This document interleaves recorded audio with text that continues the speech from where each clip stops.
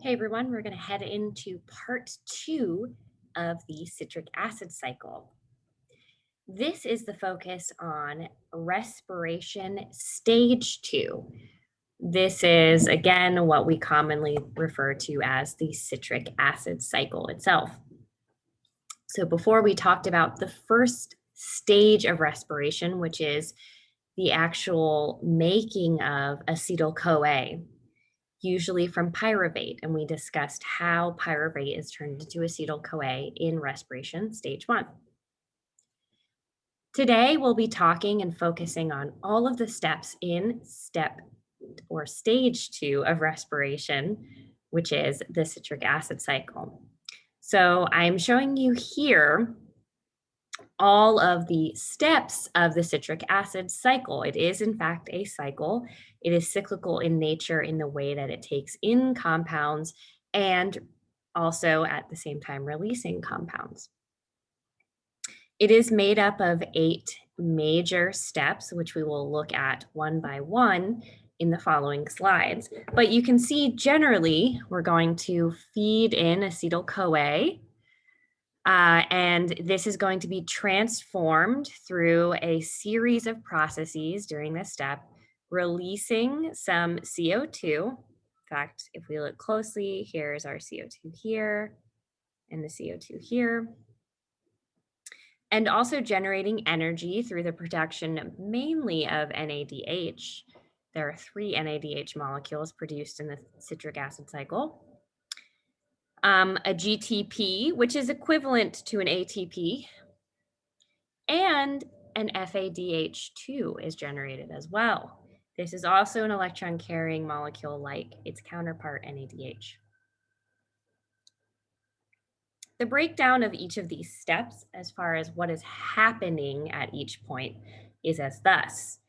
In the very first step, we're actually going to form a complex molecule between our acetate, our acetyl CoA, and an oxaloacetate. Remember, we mentioned this guy. This is one of the other fates of pyruvate we talked about. When pyruvate goes back through gluconeogenesis, remember it can make oxaloacetate. So we're going to condense these together to make citrate. This is step 1. Again, then this is going to be altered through an isomerization. Steps 3 and 4 are the actual steps in which we are doing oxidation to generate NADH and decarboxylation. As this sounds, decarboxylation, we are removing carbons, decarboxylating. This is also the steps in which we are releasing CO2. A phosphorylation step is what generates GTP, since GTP is guanosine triphosphate, so we have to get that phosphate from somewhere. Dehydrogenation, this is removing of hydrogen, but this is going to generate our FADH2, so movement of electrons. Hydration, so this is just addition of water. Steps 7 and 8 are kind of the steps in which we are going to release our final NADH and regenerate our oxaloacetate, allowing us to go all the way back up to step 1. Overall, here is the formula for what is results from one spin of the citric acid cycle. So we have to put in acetyl CoA, right? That's coming from the steps we just talked about in our stage 1 of respiration. And we have to add in some NAD plus, an FAD, and a GDP plus an inorganic phosphate. These are all the molecules there to construct our high energy molecules that we will then release, right? These help us release 3 NADHs, 1 FADH, and 1 GTP.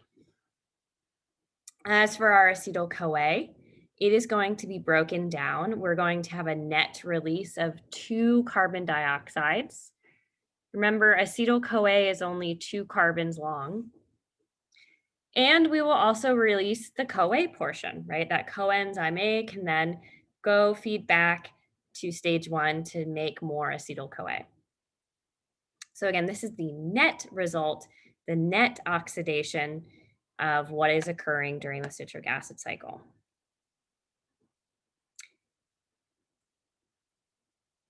Now let's look at each of the steps, and I want us to follow what is happening with these molecules as they are being rearranged.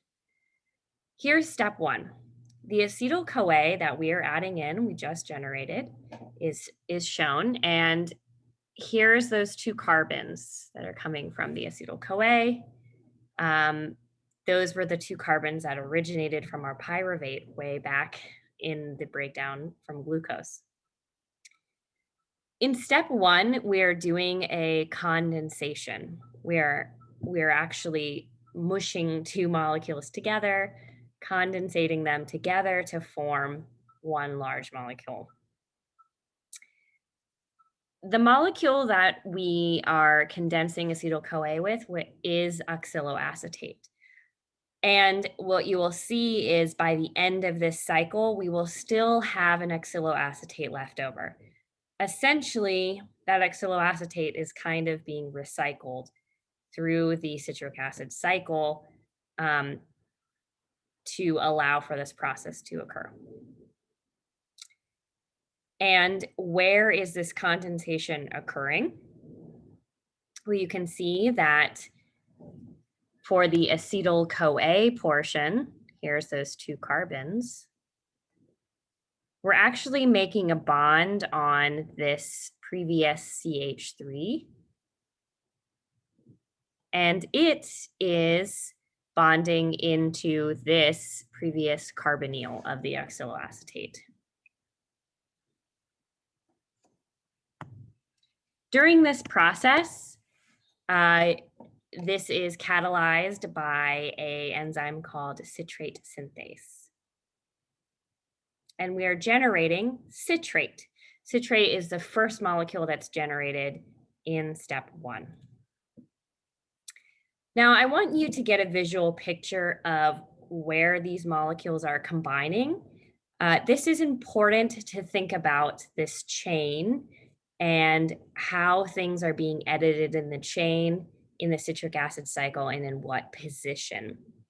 It's particularly important for things like isotopic tracing when we want to look at where did a compound come from in our metabolism. Did it come from a pathway from acetyl-CoA, or did it come from a pathway from oxaloacetate? So I've labeled the citrate molecule here.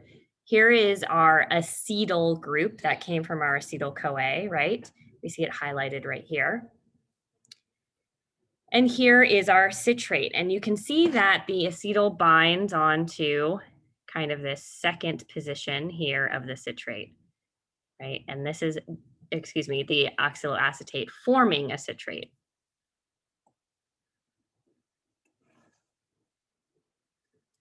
So I'm going to use this color coding so we remember where those molecules came from. The red is coming from our acetyl-CoA, it's the acetyl portion, and the blue is the original structure of our oxaloacetate.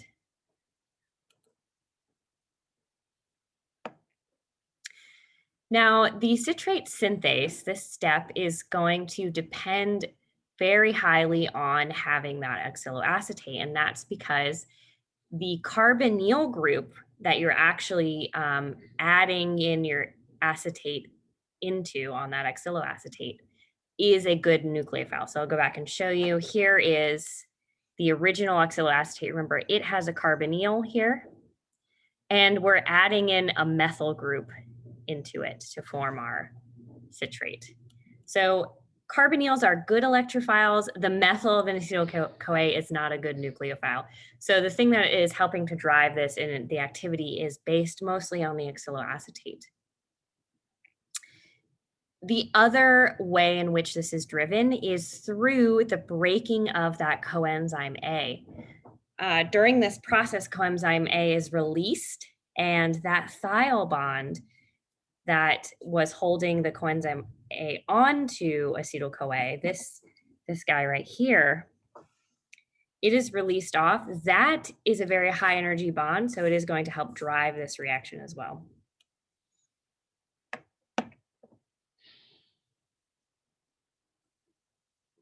Now, the enzyme itself is also regulated. It's highly regulated by how much substrate is available, and by product inhibition. So any products of this cycle, in particular citrate itself, will inhibit the enzyme from producing more. Remember that the first step in a lot of these cycles is usually an area where you see important inhibition and regulation points, because you don't want to commit into these steps and start making your products unless you actually do, in fact, need to generate that energy. So one of the things that allows acetyl-CoA and oxaloacetate to become citrate through the enzyme citrate synthase is a conformational induced fit that has to occur for this reaction to take place. So you can see that oxaloacetate has to actually bind to the enzyme so that it changes its conformation. And in doing that, the acetyl-CoA can then bind to the enzyme and complete the reaction. So there is actually no binding site for acetyl-CoA in the native enzyme when it doesn't have any of the reactants in it. Oxaloacetate has to bind in order to change it so that acetyl-CoA can bind. Okay, step 2. Step 2 is an isomerization. So that just means that you're rearranging the molecule, right? We're not losing any carbons, we're not adding in other elements, we're just rearranging the molecule that is already present. This occurs through a enzyme called aconitase, and we're going to rearrange citrate into isocitrate, the name coming from the fact that it is an isomer of citrate. So you can see all that happened is we moved the position of this OH and hydrogen to be flipped.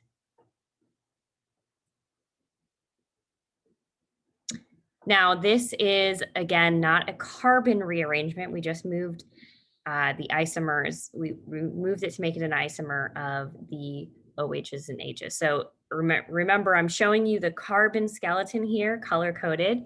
Here is our acetyl group. Here is our oxaloacetate originally. And you can see that no carbon rearrangement has occurred, so this is going to be the same. Isocitrate and citrate have the same pattern here.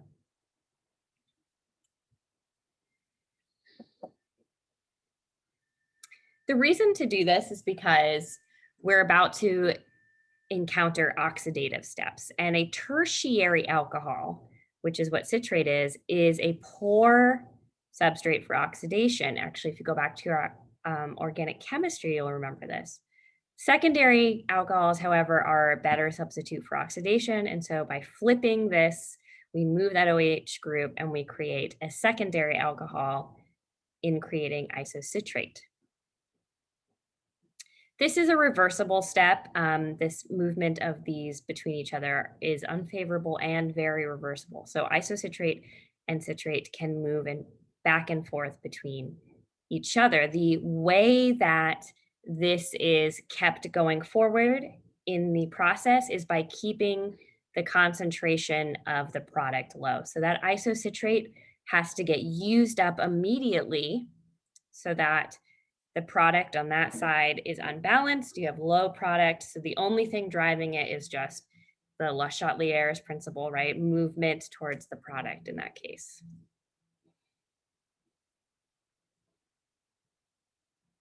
Now, aconitase is interesting, the actual enzyme that does this itself, because it is using what's called iron sulfur center. So it's catalyzed. This is an enzyme that has an iron sulfur cluster or center in it, right? So again, we're imagining the whole of this enzyme called aconitase.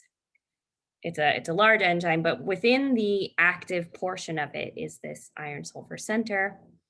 And it's very sensitive to oxidative stress, as you might imagine. Iron in particular, right, can be oxidized very easily. So this particular iron sulfur center is going to act as both the substrate binding area and it's going to help catalyze the reaction. So it's doing a lot of the work here. It's actually the place where the citrate comes in and binds. And it's going to be driving the process of this acid-base interaction and oxidative interaction that allows for the isomerization to occur. Another special thing about this iron sulfur cluster is it helps keep the stereospecificity of the molecule. So only the R stereospecific rotation is produced by aconitase. And the way that this occurs is because of that attachment point to that iron sulfur cluster. So there's actually a triple attachment that is going to occur. And because of this complementary triple attachment, you kind of have locked your whole central carbon into a particular rotation, right? Because the positioning of these points is going to determine your rotation if it's R or S. So by locking 3 of them in while you're just moving one portion, you have confirmed that you will only generate the R version of this product. Okay, let's go on and look at step 3. Step 3 is going to take our isocitrate we just made, and it's going to do an oxidative decarboxylation by the enzyme called isocitrate dehydrogenase. So there's a lot, this is a mouthful, but there's 2 words I want you to focus on. This is an oxidative decarboxylation step, meaning that 1, the oxidative portion means that you are going to be losing electrons, right? Oxidation is loss. So we're losing electrons, and where are we losing them to? We're losing them to an energy carrier. So you can see that this NADH is generated during the process. And the second word is decarboxylation. That is loss of carbon. So we also are losing a CO2 molecule from our isocitrate. And the positioning of the CO2 molecule, where the carbon is coming off, is highlighted right here. That's important. Again, I'm going to show you what portion of the color-coded molecule, when we think about where along the backbone of our isocitrate this carbon is coming from. So this enzyme, isocitrate dehydrogenase, which allows for this reaction, is specific in 2 different areas of the cell, actually. For the type that we're going to be focusing on, it's the mitochondrial version, and that generates NADH. But I do want to note that there is an enzyme specific for the cytosol, and this isocitrate dehydrogenase will generate NADPH in the cytosol. This is a highly favorable and it is an irreversible step. And it's regulated because this is irreversible. It's regulated by the levels of ATP that are present. Now, what we are going to produce in the end here is called alpha ketoglutarate. One of the main metabolites you will see brought up from the citric acid cycle. So here again is that cartoon drawing to give you an idea of the production of alpha-ketoglutarate from our isocitrate dehydrogenase. Alpha-ketoglutarate, to produce it, it's now going to only be, as you see, a 5-carbon long molecule, and that's because during this process, we lost a carbon through CO2. The carbon that was lost came from here, if you remember, from what our structure previously looked like, and it was one of the end portions of what was originally the oxaloacetate. So this is a good reminder that the first carbon that is lost to this reaction technically comes from the skeletal portion of our oxaloacetate. So I know when we think about the net production, we think, well, we lose 2 carbons and those just come from our acetyl-CoA, and oxaloacetate just keeps rotating around. The actual bonds that are made during this and broken during this are a little bit trickier than that. So that CO2 again came from a position that was originally from the oxaloacetate that was put in at the beginning. Okay, step 4. Step 4 is another oxidative decarboxylation. So again, we should know what this means. We generate NADH and we lose a CO2. This is done by a similarly named enzyme. This is alpha-ketoglutarate dehydrogenase. Notice that the last one was called isocitrate dehydrogenase because we dehydrogenated isocitrate. Now we're dehydrogenating alpha-ketoglutarate.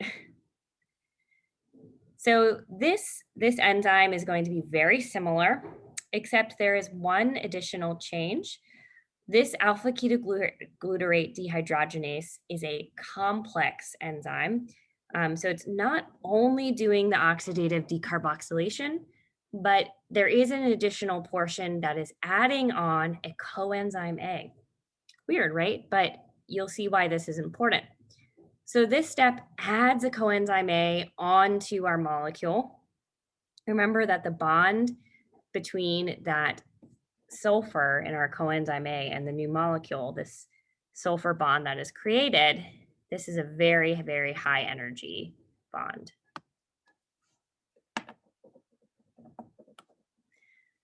So let's look at kind of the overview again of what happened during the creation of succinyl-CoA, our new product. Our alpha-ketoglutarate now got pared down to only 4 carbon molecules. And you can see that the CO2 here came off of the other end of our oxaloacetate. So I'm just going to pictorially show you.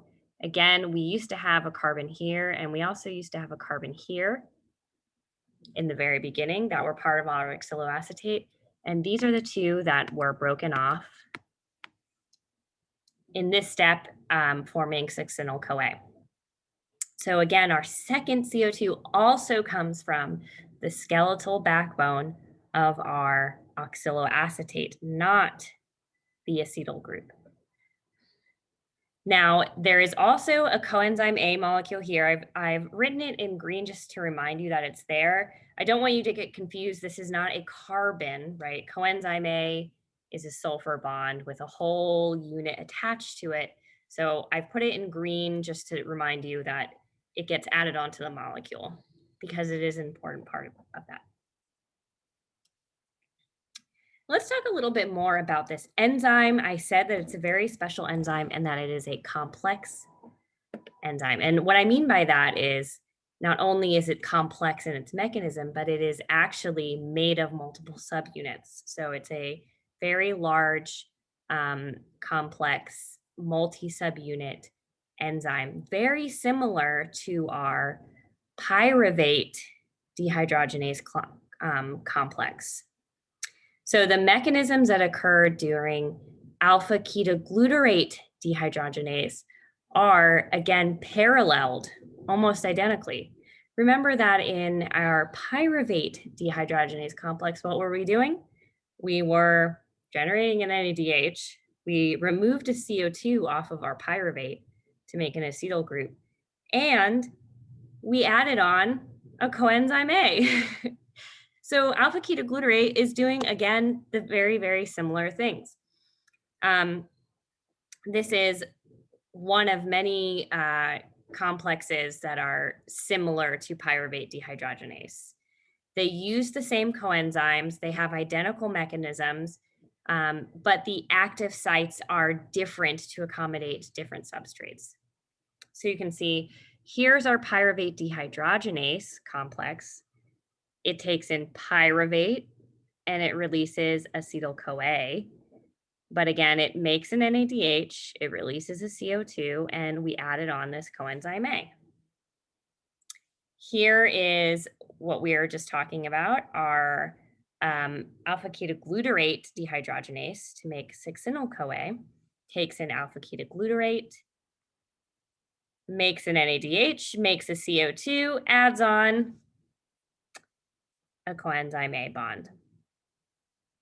Now, there is another of these types of dehydrogenase complexes that we will be seeing in the future. Just to note it here, this is a branched chain amino acid dehydrogenase complex. So this one can take in a few different things: isoleucine, leucine, or valine. These are different amino acids, but they have similar structures. Similarly, makes a CO2, makes an NADH, and adds on a coenzyme A bond. So again, this alpha ketoglutarate dehydrogenase, it's going to be relying on the same of those coenzymes. Don't forget, we talked a lot and at length about the pyruvate dehydrogenase complex and how it works. This works the same way. This whole alpha ketoglutarate dehydrogenase works the same way. This step is the last step in which we're doing oxidative decarboxylation. So we kind of do it in a row. We do a loss of CO2 plus we make an NADH, right? And again, I want to highlight that the carbons that were lost as CO2 did not come from the glucose that we originated in this process, right? Because they were lost from the oxaloacetate we added in, not the acetate that came from our pyruvate, that came from our glucose that we added in. So if we're thinking of this in a linear process, which it really truly isn't, right? These are actually processes or mechanisms are going on all over the place. But if we think of this in a linear process, then that one glucose we started with, if we kept following it down, it has not lost any CO2s in this portion of the citric acid cycle. Again, this is a very favorable and irreversible step, and it is regulated by product inhibition. Note that most of the citric acid cycle is regulated by product inhibition.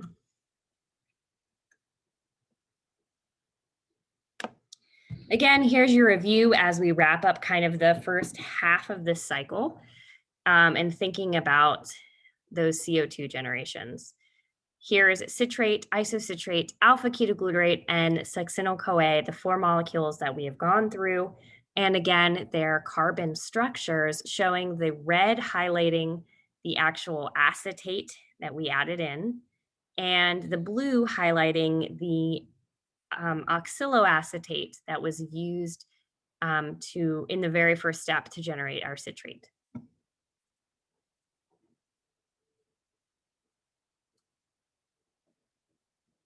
Okay, so now let's continue on thinking about step 5, where we're going to generate our first and only GTP during the cycle.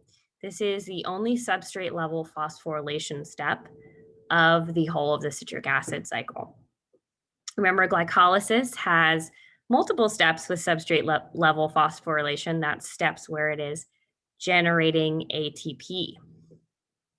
Here, our succinyl-CoA is going to break into a succinate. Notice the structure is very similar, except essentially we have now broken off our coenzyme A. And it is through that high energy step of breaking the thiol group, the coenzyme A, that we are also generating GTP.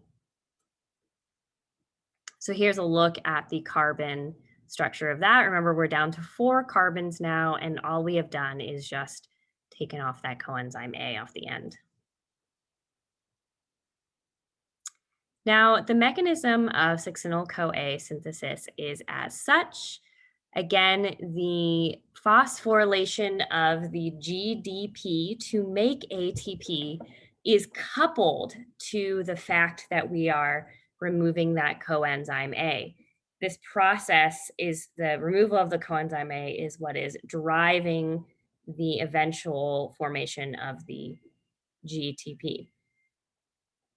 You can see that we put in our succinyl-CoA, and as the coenzyme A gets broken off, we add on a phosphate first onto our actual, what was the succinyl-CoA, the succinyl group, holds onto the phosphate first. Now this is then broken off as a succinate, and you can see that the phosphate is transferred inside the enzyme onto a histidine briefly, and then when a GDP enters, it becomes phosphorylated. So you have this kind of hop and skip where the phosphate itself is temporarily actually attached to our succinyl as a succinyl phosphate. It then is kind of hopped over back onto the enzyme, and then our GTP is allowed to be made. This whole process is favorable and reversible. And again, the reason that this continues on is by keeping the product concentration low.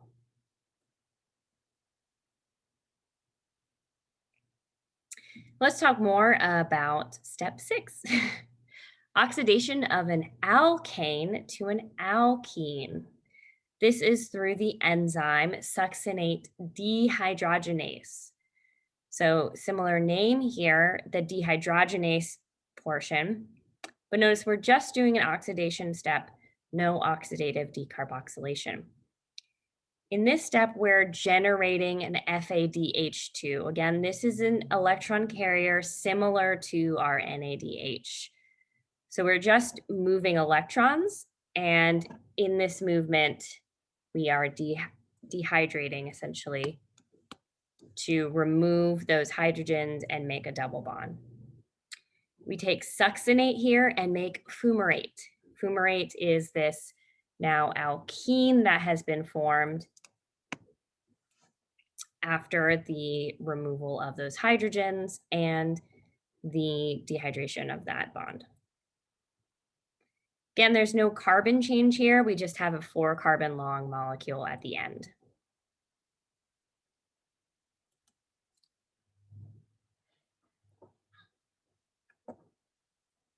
So succinate dehydrogenase seems like a very simple step, but it is important in its relation to the whole of oxidative phosphorylation. We're actually going to see succinate dehydrogenase again when we start talking about a later part of this whole process called the electron transport chain. Succinate dehydrogenase is the only one of the whole of the TCA cycle that is not in the outer portion of the mitochondria, but is instead bound into the middle. So here's our mitochondria. Here's the inner layer. All of the other TCA cycle enzymes are kind of in here in the inner mitochondria. Succinate dehydrogenase is actually bound into this inner membrane. And that's because it actually also participates in the electron transport chain. So when we're talking about electron transport chain, you'll see that this enzyme gets used again. It's kind of like the other side of it, the inside portion of it gets used. This is because of that FADH2. You'll see that complex 2 is used because of the FADH2 that it is going to use up. So FAD is being used or made on one side, and FADH is being used on one side and then generated on the other side.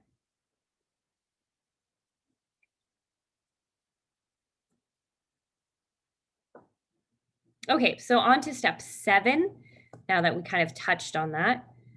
Step 7 is our penultimate step, and it uses the enzyme called fumarase. It's going to take fumarate and generate malate.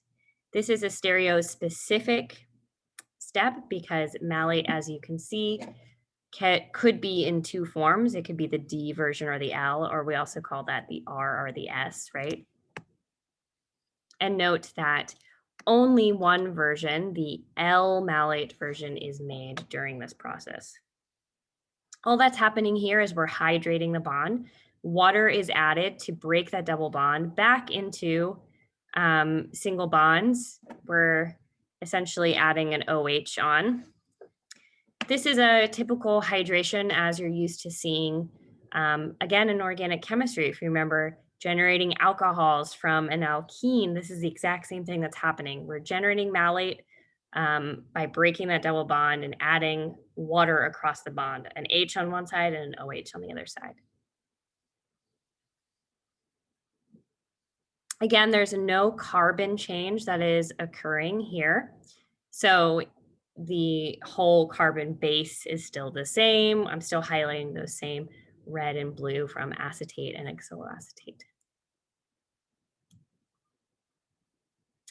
Again, this is a stereospecific enzyme, so it only will produce the L form of malate from fumarate. However, if you put in malate, which looks like fumarate, but you can see it has switched positioning. This is going to be a trans double bond versus a cis double bond. So if you put in the cis double bond here, malate is what it's called, it will in fact generate then the D version if you use the same enzyme.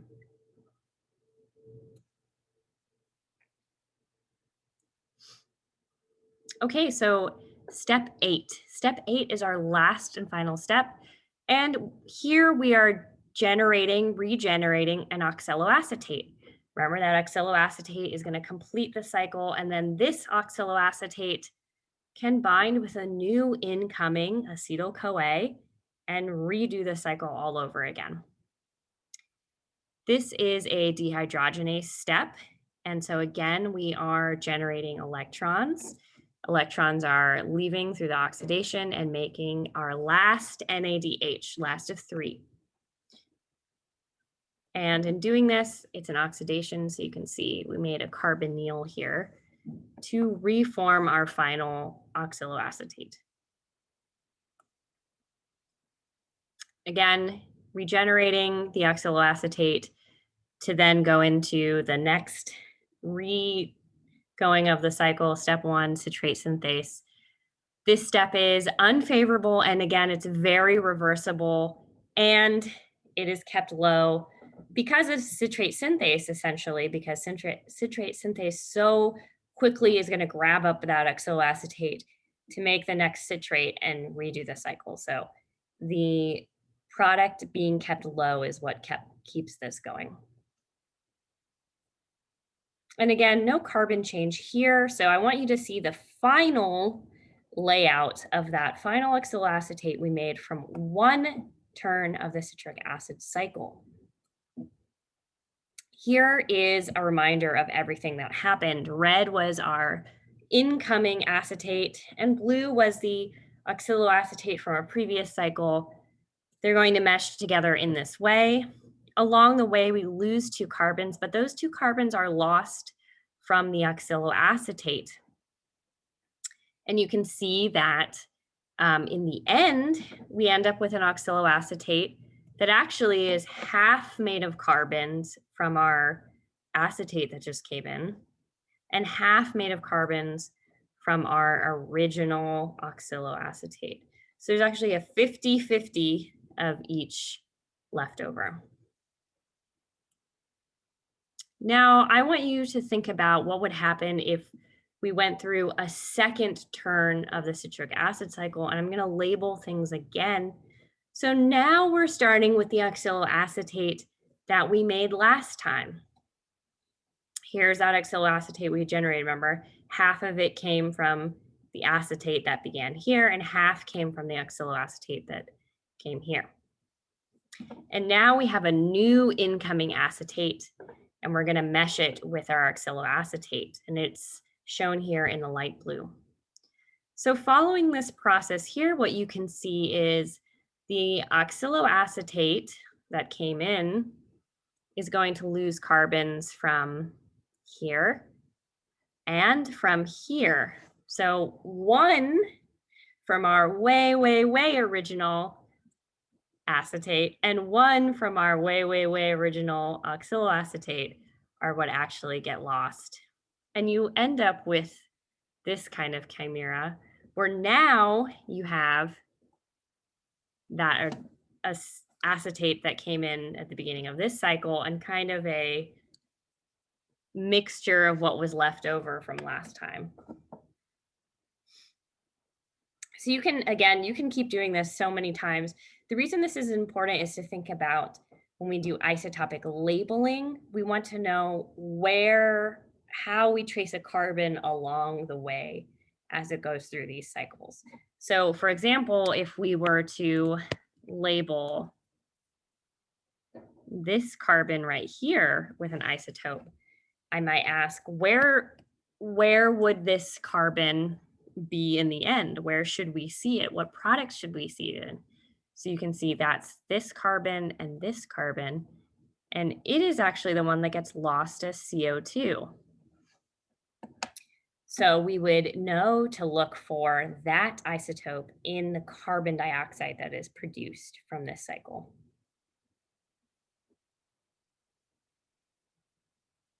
So here's one more just overview of everything that happened in our citric acid cycle. Here's all of the enzymes as we go through and everything that's produced.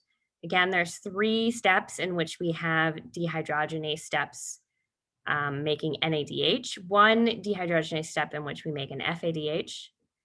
There are 2 decarboxylation steps where we get rid of CO2, and there's 1 phosphorylation step where we make a GTP.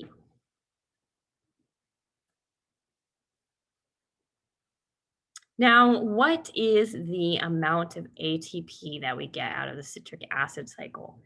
So remember, if we put in 1 acetyl-CoA and we go through this whole process, let's look at what is generated.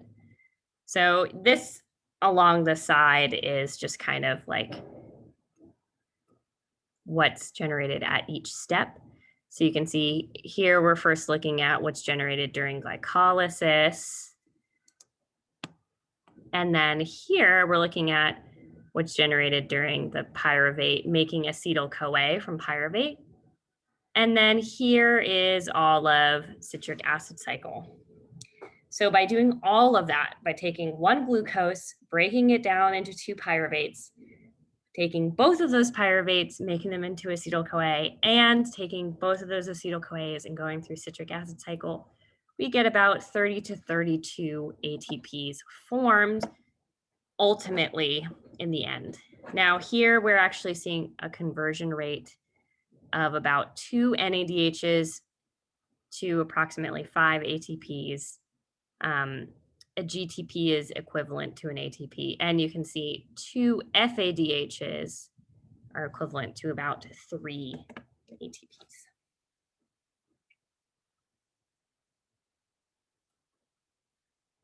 Okay, lastly, let's talk about regulation of the citric acid cycle. I mentioned at some points that there is product regulation occurring, substrate regulation occurring at each of these enzymes, but I want to take a closer look at some of the important enzymes and what their specific regulatory molecules are. Now, we already talked about the pyruvate dehydrogenase complex and its regulators. So let's look at these 3 steps during the citric acid cycle. Step 1 with citrate synthase, where we're generating citrate. This is step 3 with isocitrate dehydrogenase and our alpha ketoglutarase dehydrogenase complex. These are the steps that are most highly regulated in citric acid cycle. And you can see that they are regulated by different things, but generally the idea is going to hold true that ATP, having high ATP, is going to deactivate these enzymes. And having ADP is going to activate them, right? So this is, again, our energy, looking at energy. For something like citrate synthase and also for alpha ketoglutarate, another molecule that's going to regulate it or stop it is if you have high NADH. Again, this is one of the products of the citric acid cycle. So if you have a lot of that product, you do not need to continue producing more NADH. Other things, especially in citrate, I already mentioned citrate itself deactivates the citrate synthase. So the actual product there is going to immediately stop it. Another one you see a lot is succinyl-CoA. Will stop at these 2 points. Succinyl-CoA comes out here. It's the product of alpha ketoglutarate dehydrogenase. And it is a product that has to add on a coenzyme A. So it takes a lot of energy to do this, to make that high energy bond. So if you have a buildup of succinyl-CoA, that's usually a good indicator that you need to stop going through citric acid cycle. Now, another one we've seen before for the pyruvate dehydrogenase complex is calcium. And I'm going to remind you that calcium is usually a good indicator that you have flooded your muscles with calcium signal to turn them on, to get them working. And it's also thusly a signal that you're going to need energy.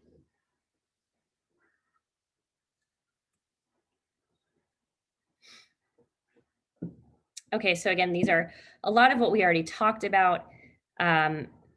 Those steps that we mentioned, the pyruvate dehydrogenase, citrate synthase, isocitrate dehydrogenase, and alpha ketoglutarate dehydrogenase are the main enzymes where we are going to regulate the processes. These are also the steps that are the irreversible and favorable steps.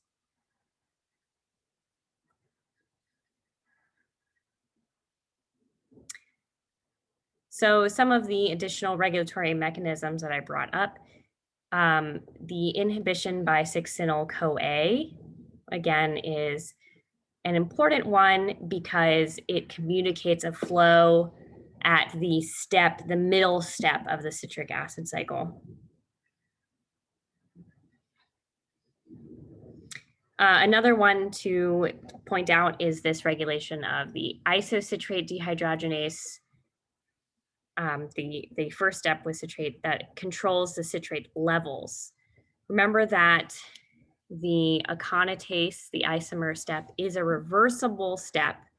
And so inhibition of the IDH, the isocitrate dehydrogenase, actually leads to a buildup of isocitrates and reverses aconitase. So accumulation of citrate levels in mitochondria ultimately can inhibit the phosphofructokinase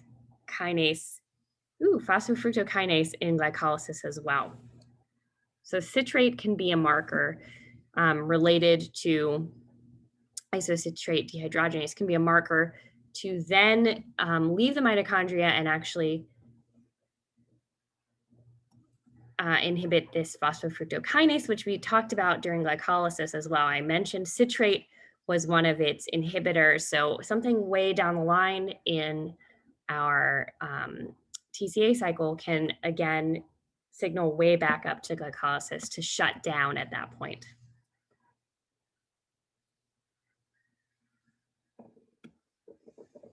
So you can see that a lot of the molecules that we talked about during the citric acid cycle, they don't just only stay contained in the citric acid cycle, and they can actually be made or used in other areas. They're what's called amphibolic.